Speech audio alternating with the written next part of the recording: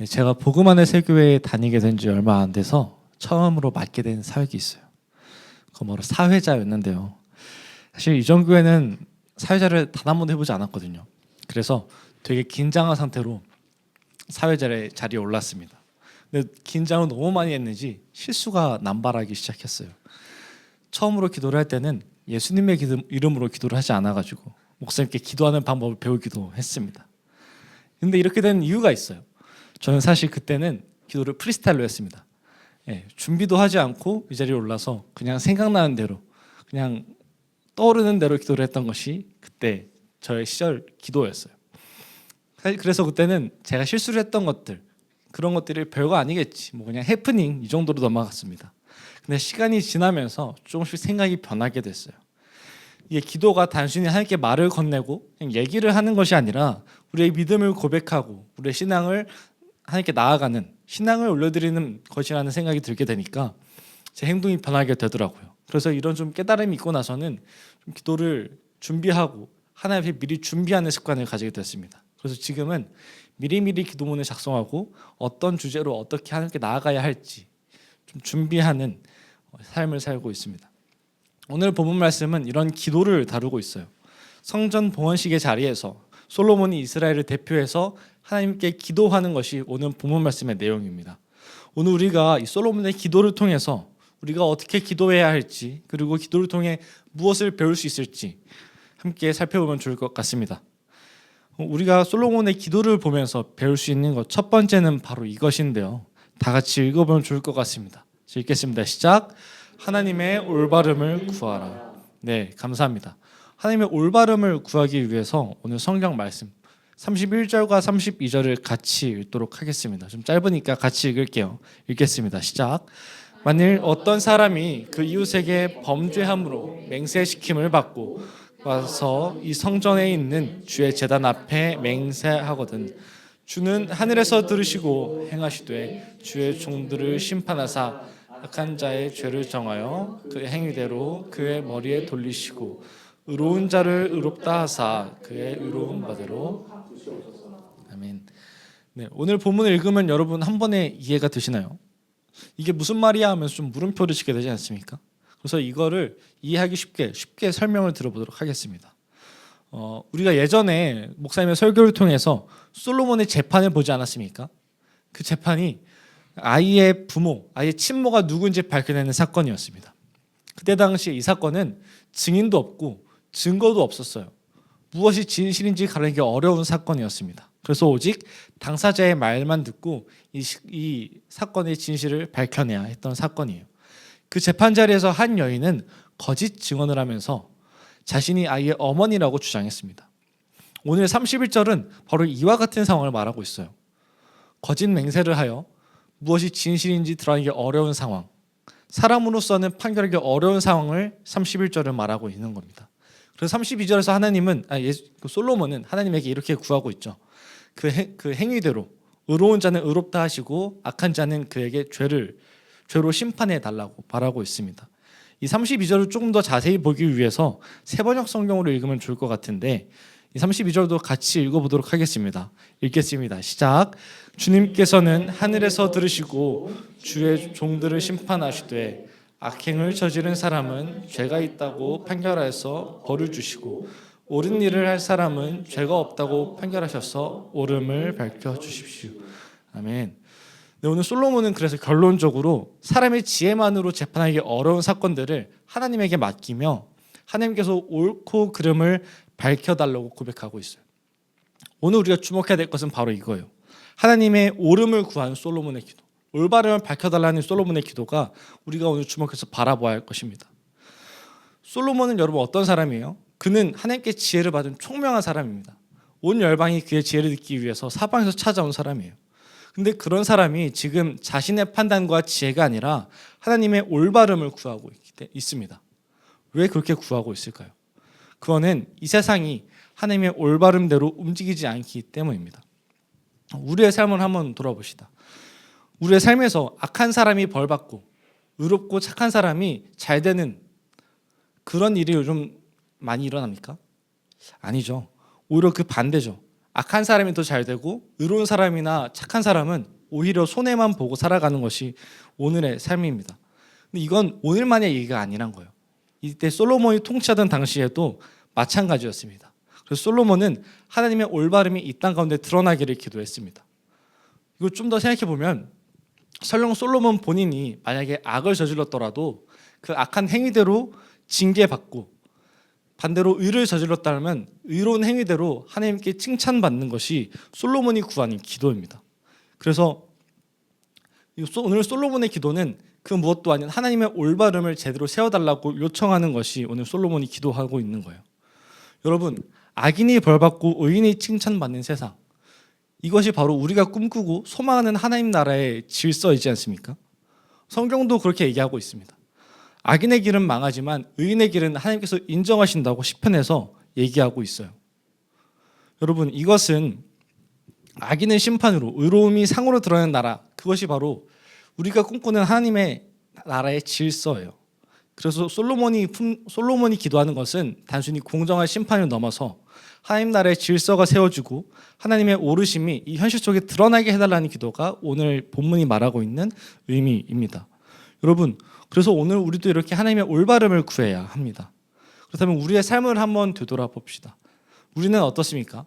우리도 누가 잘했다면, 내가 잘했다면 잘했다 칭찬해 주길 원하고, 내가 못했다고 하면은 공정하게 좀 못했네라고 하면서 말해주기를 원하고 있습니다.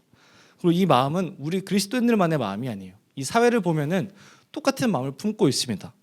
요즘 유행하는 드라마를 보면 이 마음을 똑같이 품고 있는 걸 볼 수 있어요.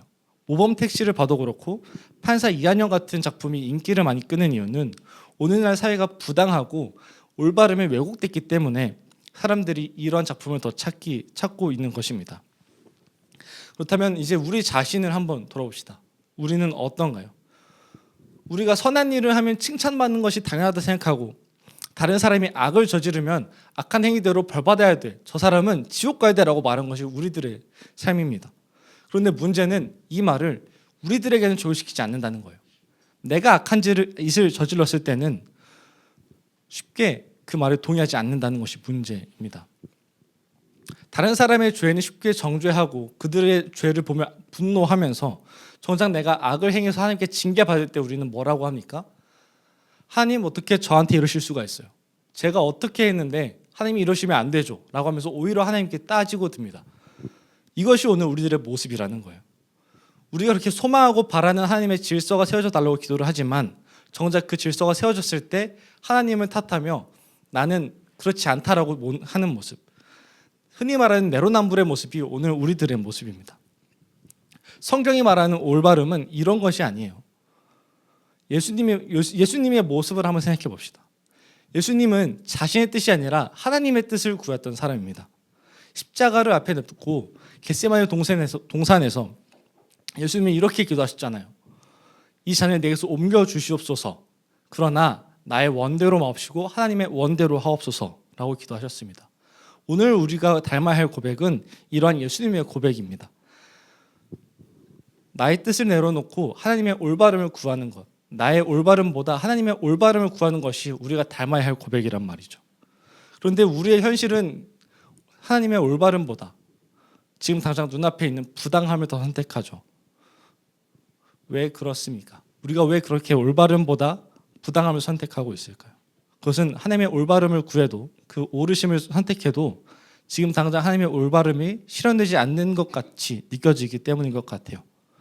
아무리 올바름을 찾고 기도해도 악인들은 여전히 잘 되는 것 같고 의인들은 의로움은 여전히 무시받고 천대받는 것 같은 현실이 오늘 우리가 보고 있는 현실이기 때문입니다.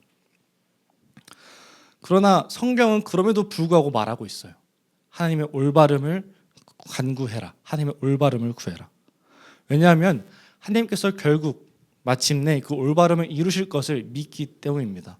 그래서 우리는 믿음으로 올바름을 구해야 해요. 예수님께서 십자가에 달리셨을 때 많은 사람들이 뭐라고 했습니까? 실패했다. 결국 죽었다. 저 십자가에 매달린 죄인이 너 유대인들의 왕이다 라고 하며 조롱했습니다. 심지어는 제자들조차도 예수님을 버리고 도망쳤습니다.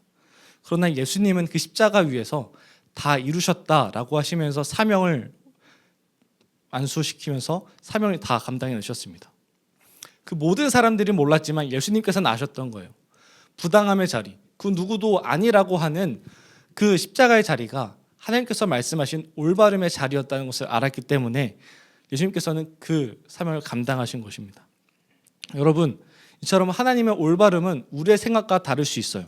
그리고 우리가 원하는 방식과 때가 아닐 수도 있습니다. 그러나 성경은 여전히 우리에게 하나님의 올바름을 구하라고 말하고 있습니다. 오늘 우리가 솔로몬처럼 하나님의 이런 올바름을 구한 기도를 하기를 소망합니다. 내가 악을 행했더라도 겸손히 그 행위를 받아들이며 하나님의 징계를 받고, 내가 의를 행했더라면 하나님 앞에서 의롭다 하심을 받는 그런 하나님의 올바름을 구하는 우리 복음의 세계 성도분들이 되시기를 소망합니다. 네, 우리가 하나님의 올바름을 구했다면 더더욱 나아가서 솔로몬의 기도를 배울 수 있는 것이 있습니다. 두 번째인데요, 다 같이 읽어보겠습니다. 시작. 하나님을 인정하라. 네, 감사합니다. 하나님을 인정하는 것입니다. 오늘 본문 말씀을 한번 다 같이 읽어보겠습니다. 33절과 34절인데요. 짧으니까 다 같이 읽겠습니다. 자, 읽겠습니다. 시작. 만일 주의 백성 이스라엘이 주께 범죄하여 적국 앞에 패하게 되므로 주께로 돌아와서 주의 이름을 인정하고 이 성전에서 주께 기도하며 간구하거든 주는 하늘에서 들으시고 주의 백성 이스라엘의 죄를 사하시고 그들의 조상들에게 주신 땅으로 돌아오게 하옵소서. 아멘. 네, 오늘 말씀 33절과 34절을 보면 한 가지 패턴이 등장해요. 이스라엘의 범죄, 하나님의 징계, 그리고 징계 속에서 회개하고 마지막에 하나님의 용서가 이루어지는 모습. 어딘가 익숙하고 많이 본 패턴이지 않습니까? 우리가 구약을 보면 많이 보게 되는 하나님과 인간의 관계를 드러내고 있습니다. 솔로몬은 이러한 죄의 관계 속에서 이것이 어떻게 회복되어야 하는지, 또 문제가 어디서 시작되었는지를 정확하게 알고 고백하고 있습니다. 본문을 보면 33절 초반에 솔로몬은 만일 주의 백성 이스라엘이 주께 범죄하여 라고 말하고 있습니다. 이것은 문제의 시작이 하나님이 우리를 버리셨다는 것이 아니라 사람이 하나님을 떠나서 주께 범죄하였음을 고백하고 있는 거예요. 그래서 이스라엘이 징계를 받는 것은 단순히 죄를 지었으니 벌받아야 돼라고 하는 것이 아니라 그 근본적인 이스라엘이 하나님을 떠났기 때문에 주께서 징계를 내리신 것입니다. 솔로몬은 이런 이스라엘과 하나님과의 관계가 무엇인지 알기 때문에 더욱더 이런 고백을 하고 있는 거예요. 이스라엘과 하나님의 관계는 다른 관계가 아니라 언약으로 맺어진 언약 관계잖아요. 이건 단순히 계약을 맺어서 도장 쾅 찍은 그런 계약 관계가 아닙니다. 갑을 관계가 아니란 말이죠. 하나님은 이스라엘을 책임지고 이스라엘은 하나님을 믿고 따라가는, 마치 부모와 자녀 같은 관계가 오늘 이스라엘과 하나님이 맺고 있는 관계입니다. 그래서 솔로몬은 단순히 이 문제에 대해서 해결해주고 저를 용서해달라고 고백하지 않아요. 용서를 말하기 전에 죄를 해결해주세요, 문제를 해결해주세요라고 말하기 전에 먼저 하나님을 인정하고 하나님께 기도하며 간구하며 돌아가기를 강조하고 있습니다. 오늘 우리가 주목해서 바라봐야 될 것은 이스라엘이 저지른 범죄도 하나님께서 용서해 주시는 것도 아닌 하나님을 인정하고 주께로 돌아가는 것을 주목해서 바라보아야 합니다. 여러분, 인정한다라는 말이 무엇입니까? 이 말은 전제가 있어요. 인정이라는 것은 내가 틀렸음을 알아야 인정을 할 수 있습니다. 그리고 상대방이 옳았음을 깨달아야 인정이라는 걸 할 수 있는 거예요. 그런 의미에서 주의 이름을 인정하고 주께 기도한다라는 것은 내가 옳다고 주장하고 얘기하고 있던 자리에서 내가 틀렸다라는 것을 깨닫고 하나님이 옳으셨다라는 것을 받아들이는 것이 필요합니다. 더 나아가 하나님께 항복하고 용서를 구하며 돌아오는 것이 솔로몬이 구하고 있는 기도입니다. 그리고 또 하나 중요한 것이 있어요. 바로 용서인데, 용서는 한쪽이 용서를 구한다고 완성되는 것이 아닙니다. 우리의 삶을 돌아보면 이해가 쉬울 것 같은데, 우리 교회는 연애하시는 분들이 좀 많으니까 이런 질문을 드려볼게요. 여러분들이 연인이 잘못했는데 그냥 사과했다라고 해서 모든 것이 다 해결됩니까? 효선이 남자친구분이 잘못을 저질렀어요. 그런데 갑자기 깨닫고 내가 잘못을 저지른 것 같아, 미안해 라고 말한다고 해서 용서가 되는 건가요? 아니죠. 내가 상대방의 사과를 받아들이고 그 잘못을 품어주어야 비로소 용서가 완성되는 것이죠. 이것은 하나님과 우리의 관계도 똑같습니다. 하나님께서 우리의 죄를 받아주시고 우리의 잘못을 받아주시고 우리 품어주셔야 비로소 용서가 완성되는 거예요. 그래서 오늘 솔로몬의 이 용서를 구하는 기도는 이스라엘이 주님께 범죄하였더라도 하나님께서 우리를 받아주시고 우리의 잘못을 품어달라고 요청하는 그 회개의 기도이기도 합니다. 여러분, 우리가 배워야 될 것 두 번째는 바로 이거예요. 용서를 구하고 하나님을 인정하는 기도. 이 솔로몬의 기도를 배워야 합니다. 삶에 문제가 생겼을 때, 내가 하나님께 죄를 지었을 때 그것을 하나님께 맡기는 태도는 너무도 중요해요. 우리에게 너무도 필요한 것입니다. 하지만 동시에 이 문제가 왜 생겼는지 돌아봐야 하는 것이 중요합니다. 그리고 이 문제가 내게 있음을 인정하고 하나님의 이름을 고백하고 주의 이름을 인정하고 돌아오는 것이 우리들 삶에 너무도 필요하다는 것이죠. 잠시 저의 이야기를 좀 나누고자 합니다. 저는 고등학교 1학년 때 원하던 학교에 가지 못했어요. 뺑뺑이라고 하죠. 랜덤으로 돌게 되는 건데 원하던 학교가 부흥고등학교라는 고등학교였거든요. 근데 그 고등학교에 진학하지 못하고 성문고라고 하는 집에서 좀 많이 멀리 떨어져 있는 학교에 진학하게 되었습니다. 그래서 중학교에서 대다수의 사람들이 부흥고등학교라는 고등학교를 갔는데 저와 친구 딱 한 명만 이 성문고에 떨어지게 된 거예요. 친구 단 한 명도 친구도 없이 딱 한 명이랑 멀리 떨어진 학교에 가서 새로운 학기, 새로운 친구들과 새로운 고등학교 생활을 시작했습니다. 그런데 새 학교에 들어가서 좀 싱숭생숭한 마음 때문일까요? 학기가 얼마 지나지 않아서 저는 연애를 시작하게 됐습니다. 동성 친구들과 어울려야 할 시간이 좀 더 많아야 되는데 그것보다 먼저 연애를 선택해서 여자친구와 더 많이 시간을 보내고 있었어요. 물론 많은 사람들이 아시겠지만 그러다 보면은 동성 친구와 만날 기회는 점점 줄어들고 여자친구와만 시간을 보내게 되죠. 근데 그렇게 지내다가 2학기쯤이 되니까 문제가 생기게 됐어요. 한 가을쯤이 됐는데 헤어질 위기에 처하게 됐습니다. 근데 이유는 되게 단순했어요. 여자친구는 주말에도 같이 시간을 보내며 좀 연애를 하고 싶었는데 저는 주말에 교회 가서 신앙생활을 해야 되니까 그럴 수 없다라고 말하게 된 것부터가 이 갈등이 시작이었습니다. 도저히 갈등이 해결되지 않고 이 문제가 점점 심화되니까 저는 하나님께 이런 기도를 한 적이 있어요. 굉장히 부끄럽지만 그 시한것도 틀리지 않고 이렇게 고백했던 것 같습니다. 하나님은 뭐든 이해하시고 품어주시는 분이니까 제가 잠깐 하나님을 떠나서 여자친구와 시간을 보내겠습니다. 주님 이해해 주십시오 라고 기도했습니다. 근데 진짜 놀랍게도 정말 하나님이 임재하신 것 같이 그 기도를 한 지 일주일도 안 돼서 헤어졌습니다. 그래서 저는 그 헤어짐의 슬픔을 달래고자 그래 하나님이겠지라고 생각하면서 금요 예배에 참석해서 슬픈 마음을 좀 위로받고자 금요 예배에 참석했어요. 그래서 예배 중에 그 예배를 드리고 있는데 목사님의 한 설교 말씀 중에 딱 한 문장 때문에 제 마음을 되게 울리고 무엇인가 깨달음을 얻게 됐어요. 이런 말이었습니다. 하나님이 우리의 삶에 갑작스러운 문제와 시련을 허락하시는 이유 중 하나는 우리의 시선이 하나님에게서 벗어났기 때문이다. 하나님이 원하시는 것은 우리와 하나님이 마주보기를 원하신다라고 얘기하는 순간 저는 그때 깨달았습니다. 내가 잘못 생각하고 있었구나. 내가 너무 이 문제만 바라보고 하나님을 바라보지 못했구나. 하나님이 진정으로 원하시는 것은 내가 하나님을 바라보고 하나님과 함께하는 것, 그것을 원하시고 있구나라는 것을 깨닫게 됐어요. 사랑하는 성도 여러분, 이처럼 우리가 바라봐야 될 것은 문제가 아니에요. 문제 너머에 계시는 하나님을 바라보아야 합니다. 그리고 그 하나님을 인정하며 주께 나아가야 합니다.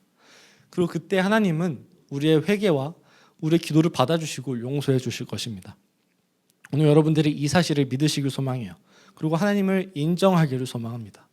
그리고 우리의 죄를 하나님께 고백하며 회개하며 나아가는 그런 성도분들이 되시기를 소망합니다. 네, 말씀의 결론을 맺도록 하겠습니다. 올인원, 이 오늘의 제목인데요. 오늘 말씀 제목이 바로 올인원이라고 합니다. 여러분, 올인원이라고 하면은 화장품이죠. 이 화장품 하나로 모든 것이 해결 가능하다라는 것이 올인원입니다. 근데 이거는 화장품뿐만이 아니라 우리 신앙생활에서도 똑같은 것 같아요. 신앙생활에는 되게 많은 것이 필요합니다. 성경을 배우는 것도 필요하고 익숙하지 않은 찬양을 배우는 것도 필요합니다. 예빈이와 같이 그 신앙생활을 시작한 지 얼마 안 된 사람들에게는 배울 것이 너무나도 많고 새로운 관계도 시작해야 되는 것이 많습니다. 힘든 시간을 보내면서 훈련도 해야 되죠. 그러나 그것 가운데 딱 하나, 그 모든 것을 통틀어서 가장 중요한 것을 하나를 꼽으라고 하면 바로 오늘의 설교 말씀 제목인 것 같아요. 올인원, 하나님의 올바름을 인정하기 원하는 것. 이것이 우리에게 가장 필요한 것 같습니다.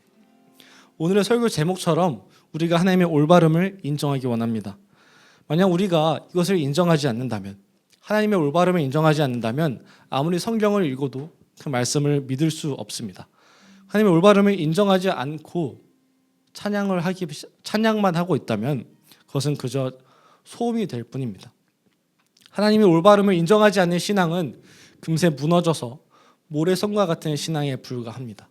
왜냐하면 하나님의 올바름을 인정하지 않는다는 건 내가 옳고 하나님이 틀렸다는 것을 고백하는 것과 다르지 않기 때문이에요.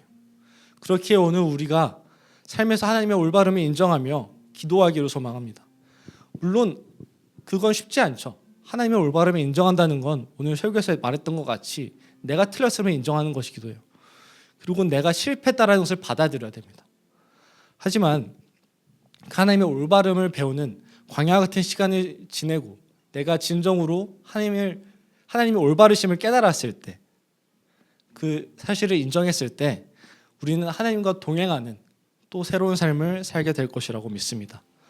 그래서 오늘 우리가 그런 기도를 드렸으면 좋겠습니다. 나의 실패를 인정하고 하나님의 승리를 인정하는 기도, 나의 올바름이 아니라 하나님의 올바름을 인정하는 기도를 오늘 드렸으면 좋겠습니다. 오늘 이 기도 제목 갖고 같이 기도하면 좋을 것 같습니다. 같이 기도하겠습니다.